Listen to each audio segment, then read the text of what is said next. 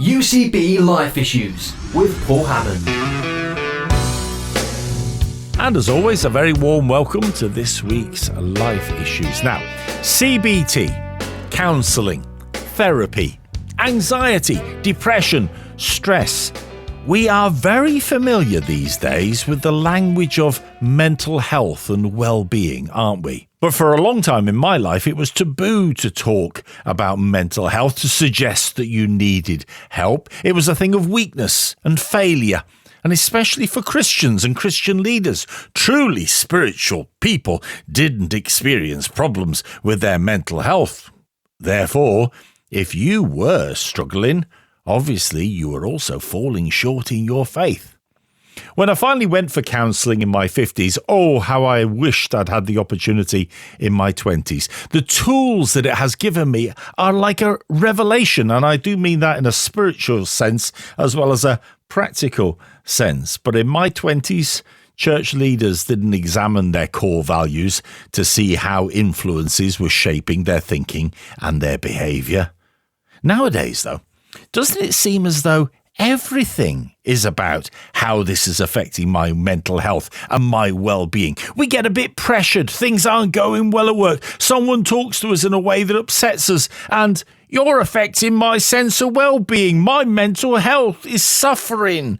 And we expect to be able to just back away from the situation. While it is good that we are able to talk and we are aware of the realities of mental health issues, is there a danger that our increasing familiarity, our willingness to assign so much to this, is actually devaluing the experience of those who live with severe, enduring mental ill health? How do we find the balance of stress that is the normal weft and weave of life and that which is significant and warrants counselling, treatment and therapy? Well, this week we explore the importance, the value and the understanding we have of seeking counselling, and wonder if some of the old church attitudes still influence the faith community's core values on mental health. My guest is Dr. Rob Waller. He is the co-founder of the Mind and Soul Foundation. mindandsoulfoundation.org is their website, and it's good to speak to you again. So what do you think of that premise?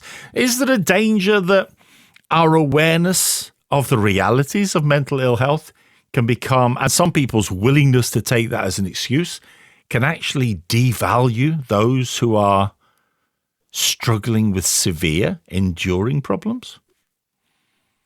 I think it's one of those difficult things where sometimes, we welcome the move to get mental health into the mainstream. So we welcome the discussion, we welcome the fact that celebrities, politicians are talking about it.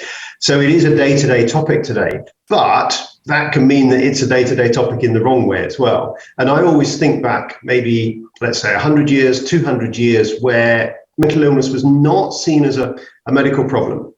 People were sent off to asylums. It was often run by the social work or not part of the health services. And initially, it didn't come into the NHS in quite the way that we understand it now. And we didn't have medications for it. And therefore, it was a social problem, maybe a spiritual problem. And people suffered in silence. And what we've seen, particularly over the last 50 years, is effective medical treatments, effective psychological understanding. And that has really, really helped people who before were condemned perhaps to be in an asylum for decades or to suffer, to take to their beds for 6 months at a time with a medical condition called depression. And that medicalization has been really helpful in reducing stigma. But as you say, it's perhaps come a little bit too much into mainstream language, hasn't it? Everyone seems to have a diagnosis or a something or be on some spectrum.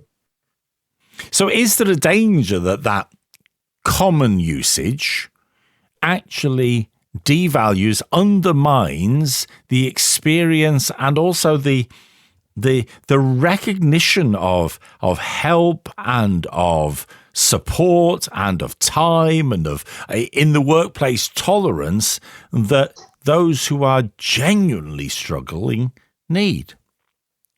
Well, I don't think perhaps we need to be either or. So if we take a different example, so let's supposing someone has a significant physical condition where they are unable to work in an office, or they're in a wheelchair or something like that. Workplaces can cope with that, can make adaptations with that. But the rest of us in the workplace can still pay attention to our physical health. We can still do physical activity, join a gym, eat healthily, etc. So I think we can do the same thing. I think we can acknowledge that there are some people who are needing to see a psychiatrist if it's a more medical problem, a psychologist if it's something that needs those tools and levers. You know, you spoke yourself there how when you went for counselling, you were given tools that you didn't have yourself. So we've got that professional help, but anyone can improve their well-being. Anyone can look at the work-life balance they have. Anyone can perhaps just think reflectively themselves and perhaps build some pauses into their day to try and pay attention to their mental health. And that doesn't mean that we need to do that instead of, you know, we can still be aware of more serious and significant issues. What about the thing of shame? And I think we'll come back to this later on, but for a long time, especially within the faith community, if you struggled with your mental health, if there were moments when you felt depressed, if there were times when anxiety and stress got the better of you, it was often a thing of, well, are you really spiritual enough? The answer, of course, is to pray more and to be more spiritual. Have we moved beyond that in your experience? I think we're getting better. I think one of the problems is that there is a link. There is a link between the two. So if you are suffering from depression, it can seem that God is more distant. And, you know, that link is there. But likewise, you know, if you are facing a significant cancer diagnosis, it can also seem as though God is more distant. So I think it raises the same questions, but because our mental health, we think, is to do with the brain, and we sometimes think that our spiritual health is more to do with our mind than perhaps our bodies, we've made the link more in mental illness that poor mental health must equal weak faith. And that's something that it's just something I think we've probably started doing by accident, if that makes sense. Whereas in actual fact, you know, to have a positive Christian faith, yes, that will have a degree of impact on our mind, but it should also have a degree of impact on our bodies. Christians should look after their bodies. It should have an impact on how we think about our relationships, about the environment. You know, good Christian faith is no more confined to my head than anything else is. And likewise, my mental health isn't really confined to my head. Yes, the biology and the thoughts might be happening in my brain, but actually my mental health is far bigger than that. It's related to my debt, my housing situation, my past, you know. And I think when we think about the Mind and Soul Foundation, one of the reasons why we chose those two words, mind and soul, I guess you could call it brain and spirit or whatever you want to call it, but mind and soul rolled off the tongue a little bit more easily. But the most important word there is and. It's how we think about the mind and the soul together, because they are not both inside our head.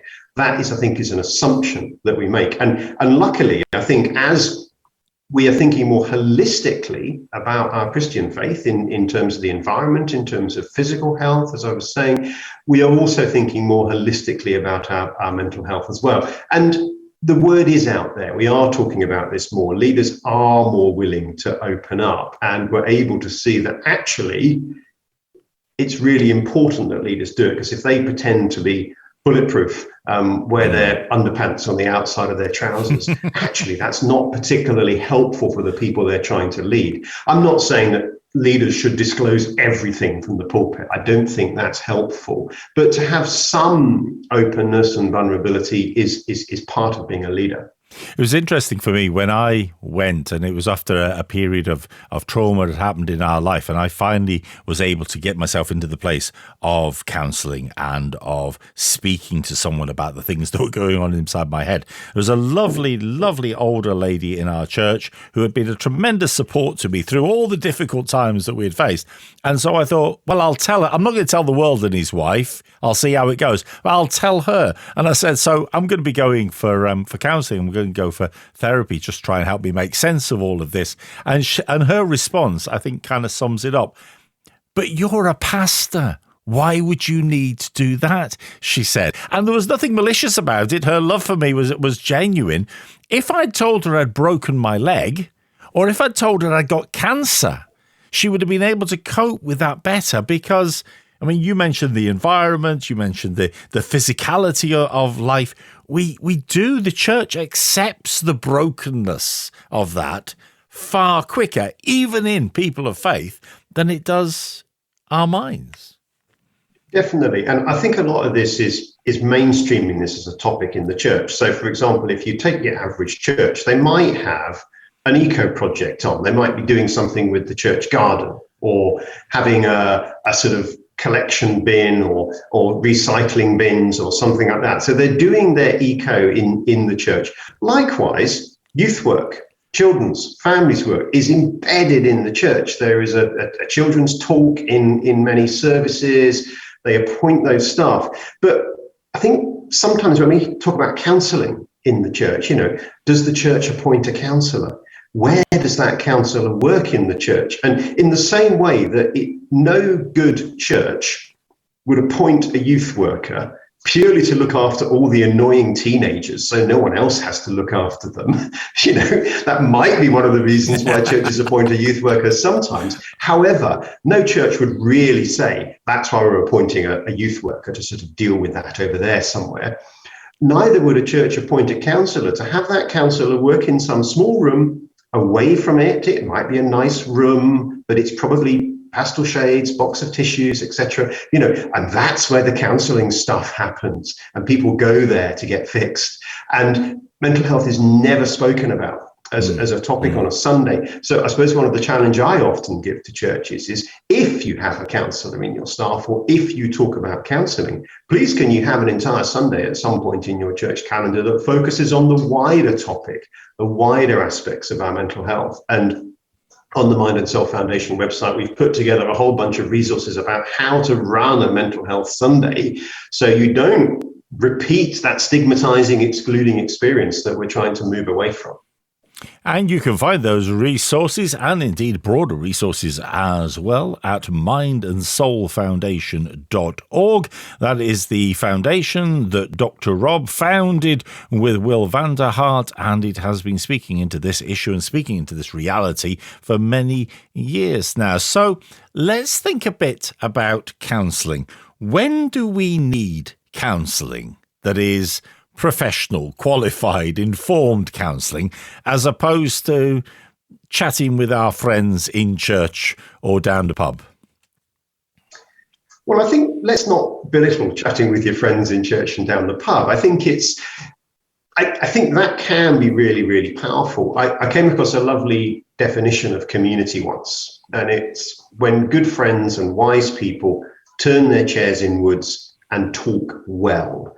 And that ability to actually have, 2 or 3 trusted people in your life. One could be your spouse, one might not be your spouse, one hopes it is, but to have a few people who you can actually go and talk to and say, I'm really struggling about this. And I think the most important things those people can give you is, first of all, they care about you as you. So, I do things on the radio and I've got a role in the NHS and, it all sounds very important and impressive. But actually, one of the most important things is I've got a bunch of friends who I play tennis with on a Tuesday night who are fundamentally not impressed. They just know me as me, and yes, I might talk about some of the things I'm doing, but they're doing other stuff as well. And they will tease me and say, whatever.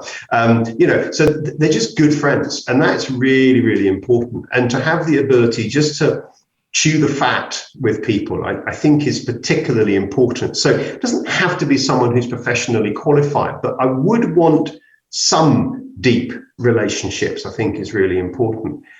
But there are times where the levers need to be a bit deeper. And I guess what I'm thinking is, there's that quote, isn't there, Archimedes, give me a lever big enough and a planet on which to rest it, and I will move the earth. And, deep friends are good levers, but sometimes we need a more powerful lever, and sometimes different levers work for particular things. So, for example, the person-centered sort of standard approach to counselling is just to give people that structured space. It's an hour a week where you can just go. And that space in itself, with nothing else around it, that space is a tool, it's a lever. And then other particular schools, you mentioned CBT, cognitive behavioural therapy earlier, or psychoanalysis might be another example. These are particular levers, and it's tempting to think these levers get stronger the more qualified a person is. And that's kind of true, in that when people have particularly challenging mental health problems, they probably do need a whole mental health team around them, and therapists who are experienced in challenging behavior. But I think of it more as just different levers. And what we have to remember is that psychologists have been studying the brain in detail for 100 years. They've been studying it to a greater or lesser degree for 1,000 years. Some of the first recorded psychological sounding things are from the Arab world over 1,000 years ago. And we would understand what we might today recognize as CBT from that time. So people know a lot. And why wouldn't you go to a psychologist if you want to understand the brain? If you want to build a building,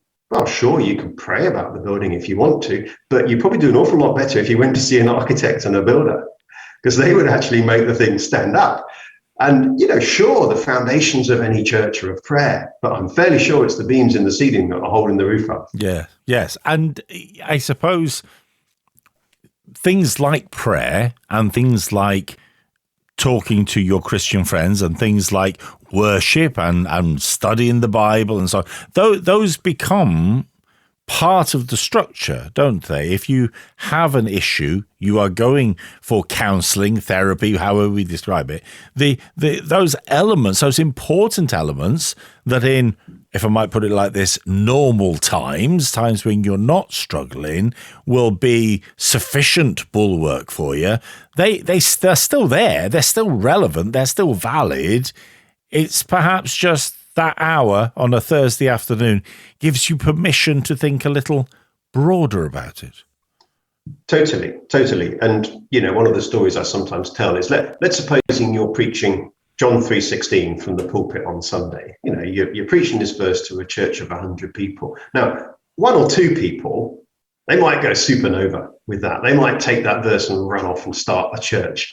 But you're right, the middle group in the congregation are going to get that verse as a result of the normal structures of church. It's going to be, a good sermon, some worship, some songs, some time, some prayer, maybe a home group, maybe talking it through with their friends. That group. And there's probably a few in the church who are right at the other end of the spectrum who are going to be judged by that verse. But the group I'm interested in, I think we're talking about here, are that percentage in the church who can't fully embrace that verse with normal structures, but perhaps could with counselling. So it could be that they've got a nagging issue with the word father or love, perhaps because they haven't had that in their upbringing. And actually, with the right space, they can process that and understand that, and then they maybe believe that verse with their head, but now it can get into their heart. And it's that people who are able to be helped but need a little bit more than the normal church structures. And you can think about 100 people listening to this sermon on a Sunday, and you maybe say, well, that's 10-20% of people who perhaps need that extra sort of level of discussion, pushback, and some of that might be with psychologically informed tools. I suspect actually it's probably more helpful to think that all of us are in that place at some point in our lives, or all of us are there with at least some of the Bible truths that we have issues about, for want of a better description. And actually, if we dug into them, if we spoke to people, if we pushed through them, we would all find counselling helpful. And this is one of the problems with counselling, is that it's a hugely broad term. Anyone can have a counsellor. Pope Francis was in the news a couple of years ago about how he saw a psychiatrist to deal with his social anxiety at one point. So the Pope's seen a counsellor, and as far as I know, I don't think he was ill with it, if that makes sense, but he was well functioning, doing his role, and he got that help. But then we've also got psychology, or clinical psychology perhaps, which is the help when people are beginning to lose function. And I think we're probably going to get onto this, but this is where the difference perhaps between seeing a counsellor versus someone who is a clinical psychologist or GP or psychiatrist, it's where it begins to impact your level of function rather than perhaps just what's going on in your head, if that's the right term. Well, we'll come to that in a minute, if we may. Just before we do, though, I want to just sort of keep us within the confines of those structures of church, because we are told to bear one another's burdens. And if my friend, either at church or in my workplace or whatever, is having, if I can put it like this, to go to a counsellor to get the help they need, then how does that tally with me actually bearing their burdens? Well, it also says in Romans 13 that we should all get on with one another. But there's a lovely little postscript after that. It says, as much as you are able. Okay.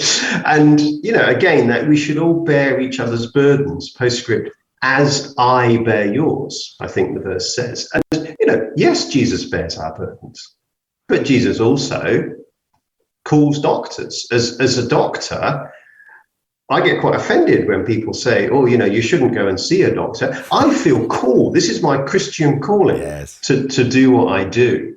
And yes, I'm not a reverend and I'm not ordained in that sense, but I feel called, commissioned to do that. St. Luke, as far as we know, was a doctor. There's mentions of the apostles in their journey seeing healers and taking medicine at various times. And, we should bear one another's burdens, but we should also use the structures that God has put there for us. And I suppose one question is, when was the last time you went to a Christian hospital? When was the last time you saw a Christian GP? There are Christian GPs out there, but they're very few not GPs who are Christians, but actually specifically Christian GPs. I think there's very, very few numbers of them, and they're all in private practice. And, there are Christian hospitals. If you go to America, for example, there will be hospitals that are explicitly Christian. But actually, their funding model means that they don't necessarily work in the kind of Christian way that you're talking about. They are essentially open access hospitals. They just happen to be run by a Christian charity. So, we do bear each other's burdens, and of course we do. And it's not an either or. So if someone is coming to see me in the clinic, for example, I love it when a family member or a church member or a pastor comes in with them. Now, yes, there's times where we might want to discuss some confidential stuff and I might ask them to leave. But generally speaking, I love it when someone comes in with somebody. I worked in central Bradford for a year. And I can tell you that the Asian community was significantly better at bearing burdens with people. I almost never had a solo consultation. Whereas if I was seeing some young, white, often male in Bradford, they were often by themselves in the world. Yeah. And that to me was more concerning, because whatever I can do with medicine or therapy or whatever it is, they're missing that wider social support. So I think we continue to bear burdens. We go to appointments with people. And actual fact, the NHS code, recommends the involvement of carers and support people in as much of the detail as possible of mental health care as can be accommodated. You're listening to UCB Life Issues. I'm Paul Hammond. My guest this week is Dr. Rob Waller. He is the co-founder of the Mind and Soul Foundation. And we are talking about the reality of and the opportunity of, and sometimes the skewed impression we have of the value of counselling, particularly when it impinges onto the faith community. mindandsoulfoundation.org is his website. So we've touched on a couple of the different types of counselling, in inverted commas, that's available. I wonder if we could unpack them a little bit then. Sort of counselling, CBT, psychoanalysis, which is best? Well, the short answer is the best person is a good counsellor. And actually, if you look at these schools, they have a lot of overlaps. They, generally speaking, are an hour a week, or people call it the psychotherapeutic hour. It's actually 50 minutes because the counsellor needs 10 minutes to write their notes up and take a breather before the next one. But, it's structured time, and the skills of the counsellor are, first of all, to use these ears more than they use their mouth is really important. And secondly, to ask curious questions. They ask, what happened next? How were you feeling? Generally speaking, they tend not to ask the why question because the person doesn't know the answer to the why question. That's why they've come for counselling. But they might arrive at an answer to the why as a result of it. But they'll ask curious, what we call Socratic questioning. Good old Socrates, who was around 2,000 years ago, fell out with all of his enemies, and they ended up being pretty unpleasant to him. And one of the reasons why they were unpleasant to him was he asked questions that opened up the cracks. He asked questions that challenged people and forced them to stop glossing over the easy answers and rolling out Plato. He asked them Socratic, curious, collaborative questions. And a good counsellor will provide that space, listen, and ask good questions. Now, there is some detail in the different schools of counselling, and some of them work better for separate conditions. But that is the core thing. That's what you're looking for. So when my counsellor said to me, I think it was around about my second session with her, said to me, "You're very self-reflective, aren't you?" And I went, "Yeah, well, it comes with the job, really. I'm always looking at, I suppose, those questions of Socrates, really, when I'm doing interviews." Applying that to myself, she kind of flipped round the model of what she was doing. That flexibility is what we should be looking for in a counsellor, to actually hear where we are, what we need, rather than I have my rigid rules of training, and now we're going to follow set 1, 2, 3, and 4.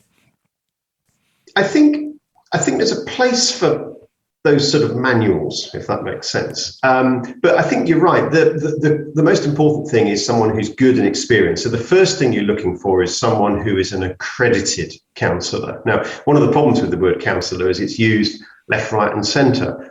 Lawyers call themselves counsels from time to time, don't they, as well? So this word is not listed or on a particular list, but the word accredited counsellor is.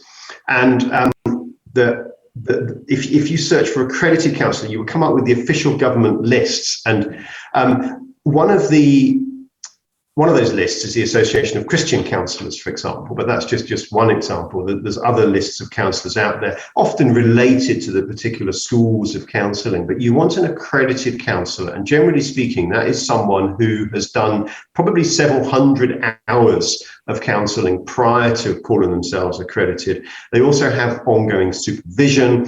They're also part of some sort of body that has got feedback or oversight, or a place that you can make complaints to, and so on. So you're looking at, and that takes a few years to get to that point. So you will probably be a trainee counsellor up until that point. And some trainee counsellors are very good, but they need to be accredited, or there needs to be an accredited counsellor involved at some point.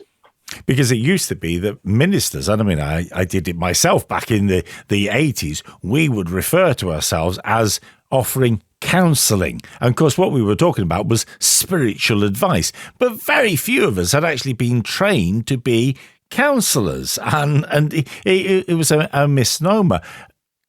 Am I better as a Christian, as a person of faith, as a follower of Jesus, as someone who believes in the Bible? Obviously, it would be better for me, Rob, to talk this through with a fellow Christian who is an accredited counsellor. Yes? No? Maybe? I probably would go so far as to say no. Okay. My reason for that is I think it depends what the problem is. If the problem is a purely spiritual person, which is that you want to ask some questions about what was said on Sunday or something like that, by all means, talk to the person who delivered that sermon. And it doesn't mean that church leaders are not necessarily good counselors. I wouldn't necessarily call it counselling, though. I think it probably falls more into the category of pastoral care. Yeah. And a good pastoral carer is someone who has enough training about mental health conditions to know when they're getting out of their depth. And we talked about the Association of Christian Counsellors a moment ago. Yes, they've got their list of accredited counsellors, but what they realised was that actually quite a lot of people who were in that sort of field were not going to hit the national standards for accredited counsellors. So we had to think about pastoral carers instead. And I think that pastoral carers do need training, and youth workers also need training to understand, hey, this is the kind of thing that you need to be seeing your GP about, or this is the kind of thing that needs to go to the hospital, So they need to know the limits, and they also need to know something of the general counselling skills that I spoke about, the importance of listening, the importance of a calm, regular space, rather than trying to fix it all in one session and the person's knackered at the end of it. So I think good pastoral care can be done by people who are not counsellors, and that can include ministers, or some churches employ pastoral carers, pastoral workers who do not want to train to the level of accrediting. But if it is something that requires the levers that counselling, psychology, psychotherapy bring, then I would say you are better with someone who is good than necessarily someone who is a Christian. Because what you can do is you can supplement the Christian bit. Okay, so, supposing I wasn't a Christian psychiatrist, and in actual fact, the 99.9% of my NHS work, we're not having detailed conversations about spirituality. I'm doing psychiatry with people. Therefore, even if it is a Christian I'm seeing, I'm doing psychiatry with them. We're talking about medication and side effects and referrals and that sort of thing, previous admissions. We're not talking about their faith. But actually, if they're part of a church, and particularly if someone wants to come along to the appointment, I know that side of things can be supplemented. What the church can't supplement is my knowledge as a psychiatrist. So we can have, I think, if you're worried about that, I would say get someone good. Likewise, if you wanted an operation on your knee, you want the best surgeon to do that. Is that surgeon going to pray for you before the operation? Maybe, maybe not, but someone else can do that. That's okay. Does that surgeon share the same worldview as you? No. Probably not, but does that make him a bad surgeon? No. And you can still see someone who is a good psychologist, even if they don't have a Christian worldview, because you can take what you can from it, if that makes sense, and you can be rooted in your local church and get that worldview, that perspective. I mean, Carl Jung, who was an analyst with Freud, said psychiatrists are the new priests. They're who you go to confess. And, someone said, psychiatrists, psychologists are the new priests. And trust me, I know a lot of psychiatrists and psychologists. They do not want to be priests. They are quite happy for priests carrying on doing that, and they will do their bit. And the good ones will work quite happily alongside other people who are giving support and input into the person's life. And I suppose for some people, and interestingly, I was talking to a friend just the other day who was saying the last thing I want is to be talking through how I feel with a Christian, because in a sense, I know what they're going to say because I've read those verses. I'm familiar with those biblical concepts. Yep. I suppose for some people, there is a need for them to get a different perspective, to actually speak to somebody who is coming at this from a totally different way of thinking, who can respect the faith that's in that person, but go, hang on. And you've hit it there. It's that curious perspective, because I think you're right. If I go and talk to a friend who's a Christian, I probably know which Bible verses they're going to mention. And I know they don't work because I've read them already. I know them already. I remember chatting to one lady who'd been caring for her very depressed husband for around 10 years. And, somebody suggested to her that she and her husband should read the Bible. And it's like, I've been a Christian for 10 years. Of course we've thought about that. We've tried it. That's not the answer here. So first of all, you get trite comments. which, if you're trying to give advice or you're trying to support someone who's got mental health problems, okay, maybe share a Bible verse or two, but it's actually far more helpful to say, I'm going to the supermarket, can I get you anything? Yes. Or a bunch of us are going to the cinema, would you like to come? That kind of practical support is far more helpful than trying to impose your faith on theirs. The thing that's actually slightly more dangerous, though, is that two Christians become complicit about the problem and they slip into what I call Christianese. So, they use these little phrases like, if the Lord returns, or Deo volante, if you like your Greek. And, they use this, I'll pray for you. And they slip into these little platitudes, which Christians use quite a lot of time. They're these little glue words that surround any community of people, little shortcuts to things we mean. But you slip into that and you become complicit and you think, well, what on earth do you mean? What on earth does it mean? They said you pray for you, you felt better. Okay, great, but how? And actually, a good secular psychologist will pin in on that and they'll say, so your friend said they'd pray for you and you felt better. Take me through that. What was happening? What thoughts were going through your head? How long did that last for? A good psychologist will ask those curious questions. They will not belittle it because they see there's something in there, but what they want to do is they want to draw it out. They want to find out what's actually going on. And that's the skill of a good psychologist or a good counselor, is noticing those shortcuts and saying, hey, hang on, let's backtrack a bit.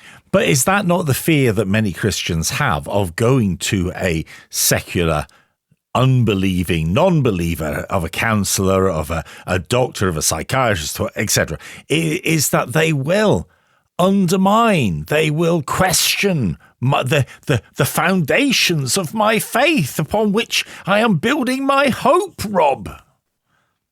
So I would say no. I think some might, and possibly more in the past. I think the first thing to say is, if someone explicitly and deliberately does that, complain about them to the highest authority. It is enshrined in law, in the Equality Act, that people shall not be belittled for their religion and belief, in exactly the same way as you should not be belittled because of your race or your age or your gender or anything else. So if someone is belittling and actively undermining your faith, report them, because that is not good medicine or good psychology.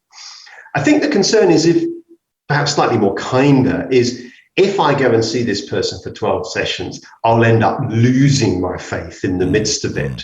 And I think there's two ways to counter that. The first thing is, be open with the person and say, look, I'm a really strong Christian. This is really important to me.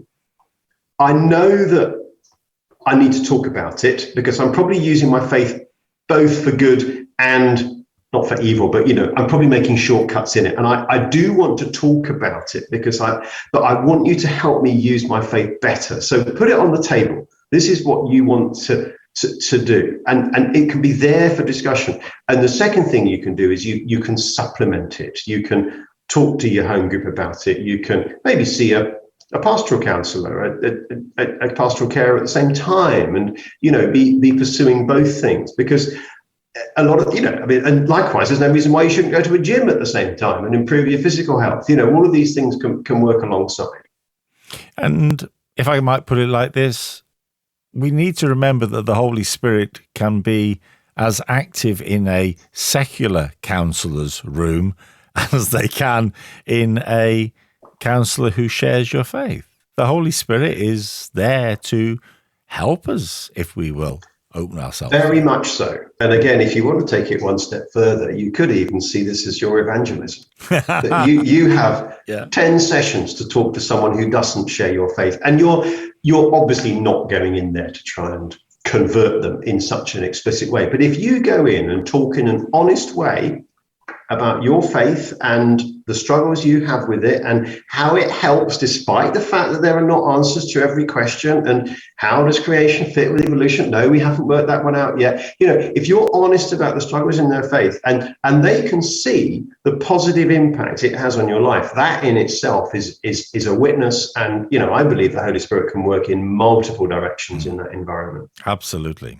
You're listening to UCB Life Issues, talking this week to Dr. Rob Waller, co-founder of the Mind and Soul Foundation, Foundation, mindandsoulfoundation.org, a doctor with many, many years experience working with people struggling with their mental health. How do I know, Rob, when I need more than counselling, when I need more than talking therapies? Yeah, and of course, just to clarify about that, we're talking about, pastoral care, Christian counselling, psychology. We're talking about all types of talking therapies initially. I think what I would say is it give it a go first of all. So I think sometimes we can sort of assume that we need to see I don't know. I was talking to someone recently, and they had a child who was age 12, and they had decided that they had to see a child and adolescent psychiatrist because their 12-year-old was struggling. And talking to them a little bit, I thought, actually, probably the person who you need to speak to is one of the deputy head teachers, the school link worker, and possibly someone from CAMS, almost certainly not a child adolescent psychiatrist. I'm not entirely sure how helpful they would be if because I don't think this is a medical problem as such. So I think start with what you've got. If you've got access to good pastoral care, if there's a counselling service near you, have some sessions of counselling. You probably need to have at least 6 sessions. More complex things, it's going to be, somewhere between 10 and 20. These things take time to build the relationship, to internalize what the counselor is saying.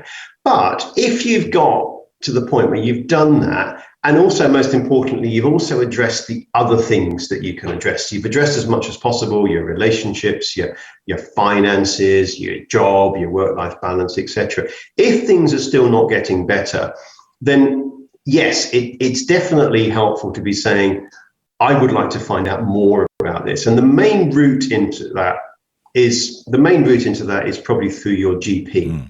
And I suppose there's sort of a number of people who you might end up seeing. You might end up seeing what you might call a specialist psychologist, if that makes sense. And they might be using a CBT model or a psychoanalysis model or something, but it's not that they're better than the other people, it's just that they're different. And perhaps most importantly, they've got different support structures around them, and they are used to working with more challenging situations.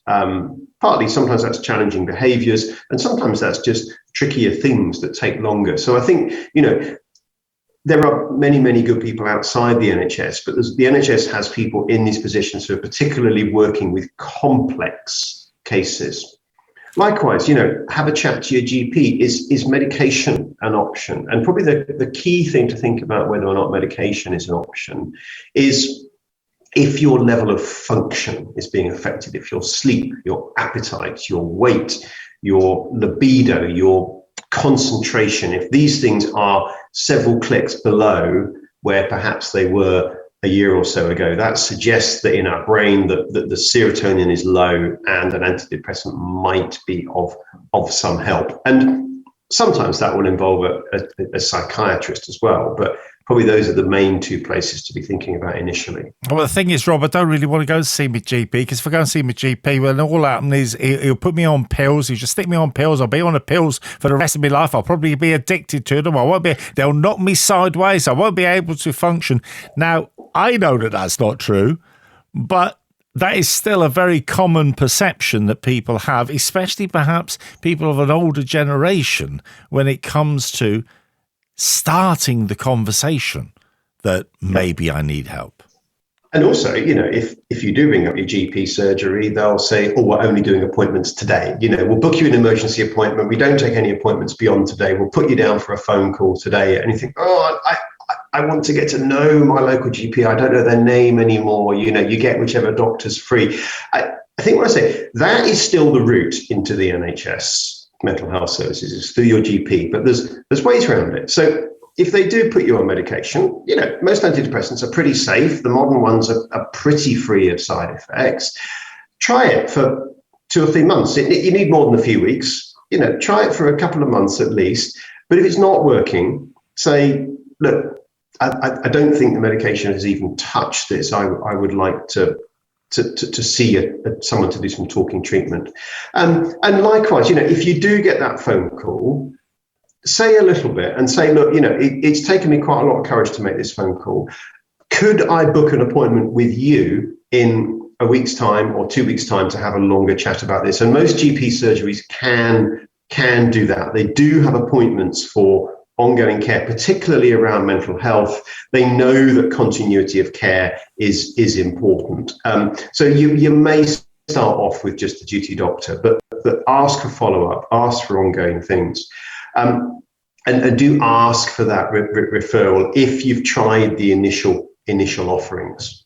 And can you self-refer to counselling and so within the NHS? Because, obviously, a lot of companies, a lot of firms now have the capacity for people to refer to short-term counselling within their sort of HR and workplace support mechanisms. But can you simply call up your local mental health team and go, I'm really struggling? I think the key thing there is short term. And again, it differs slightly in different bits of the country. It depends whether you can do this over the internet or whether you still have to go through your GP. But it's relatively easy either to get what's called computerized CBT, which is it's still a good package. We spoke before about the importance of having a skilled counsellor. But in the absence of a skilled counsellor, a CBT manual that you digest over a number of sessions, possibly facilitated by a computer, is still better than nothing, because you'd be amazed by the number of people who perhaps haven't understood how depression works. So, a short introductory course about depression, perhaps following some standard steps, maybe in a group, maybe computerized, maybe online, it is still a good place to start. That can still help. And you probably can self-refer to that, or certainly there's a low threshold for putting those things before you, or you might be able to get 6 sessions of counselling through your workplace. Longer term, almost certainly not. And there's good reasons for that. That's a scarce resource for which there are waiting lists, and there need to be gatekeeping around that resource. So at some point, to have that longer work, you almost certainly need a referral at some stage. We started away talking about counselling, talking about the shame that often within church life is associated with talking about struggling with your mental health or needing counselling or whatever. One of the things that I came away with from these tools that I referenced was an awareness that actually, if I had gone for that before I was in crisis, if I had learnt to access those tools before I was in crisis, they would have done, even if I'd never come to a crisis point, they would have done me phenomenal good just in living a more balanced life. I mean, we tend to assume that it's only the Americans that are into counselling, but actually, would it do us all some good to have this sort of opportunity, Rob? I think it would. I mean, these things are preventative as well as therapeutic. Certain counselling schools do rely on you being ill in order for the model to work. So we spoke about CBT earlier. The idea behind CBT is that your cognitions, your thoughts and your behaviors, B, so your C and your B, are affecting your mood. So the avoidant, isolating or overachieving or overactive behaviors or the negative cycles or the jump into conclusions are affecting your mood. And therefore, if you address those things, your mood raises. Now, if your mood is not low, CBT doesn't work, if that makes sense. But so CBT almost by definition is an intervention. It's a medical model, if that makes sense. We have a problem, we have a diagnosis, we have an intervention, and boom, solution or response.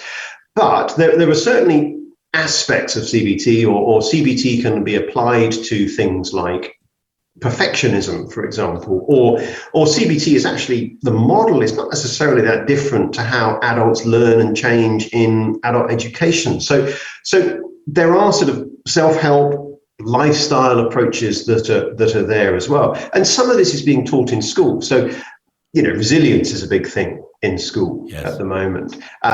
10 years ago, it was self-esteem was all the rage. I'm talking about self-esteem. I think I was talking to someone about this recently, and I think the key thing about resilience is that you can teach it to a certain extent, but it's as much caught as it is taught. So these things are learnt in the ups and downs of life. And you can read a book on resilience and it might make you good at answering a multiple choice question about resilience. Doesn't mean you're resilient. You're resilient when you respond helpfully and positively to when life throws you a lemon. You have self-esteem when your self-esteem is challenged and you're able to withstand that. You have good mental health when you weather the storms of life. And I think we need to teach the theory in schools. We also need to give people peak experiences and acknowledge that we will need support through difficult experiences as well. And we can view this as mental health training, if that makes sense, just like we would do PE in schools. So I think it is coming into the curriculum. It should be there in the workplace. If you read books about leadership, and Brené Brown is great in her work on vulnerability in leadership, and it's less about the targets and the sales and the bottom line in leadership now. It's about kindness and psychological safety, and you do hear these words spoken about in leadership training. So I think we're bringing it in. When I went to my doctor and said to him, I think I need talking therapies, I don't want any pills, he very wisely said, I'll be the decision on that. I'll make the decision on that. And we chatted for a while. As it turned out, he agreed with me, and that pathway worked for me. But going down that pathway showed me that there are a whole host of things that we can find ourselves prejudiced against when it comes to addressing our mental health. Now, why would that be? Because we wouldn't hesitate to go to the hospital if we broke our leg. We wouldn't hesitate to get help for a physical ailment. And yet, we still carry this stigma around mental health, anxiety, stress, depression, well-being. Perhaps it's time that we recognize that we are a whole package, that we are body, mind, and soul, that we are actually a place where God can work through others in our lives to make us stronger, that we might shine brighter for Him. And rather than keeping the idea of counselling, support, mental health hidden away in a corner in our churches, we take it out and we acknowledge its reality, and we acknowledge the power of God through the good graces and work of great doctors and through the support of people that He has put around us to bring healing to our lives that can transform the life that we live. My guest this week for Life Issues has been Dr. Rob Waller. He is the co-founder of the Mind and Soul Foundation, and there are loads and loads of resources and books that he has been a part of that can help with a whole host of issues on that website, mindandsoulfoundation.org. Rob, great to speak to you today. Thank you for joining us. Thank you, Paul. It's been wonderful to be here and talk about this. I'm Paul Hammond. This is UCB Life Issues. Why not join me next week for another one? Ta-da!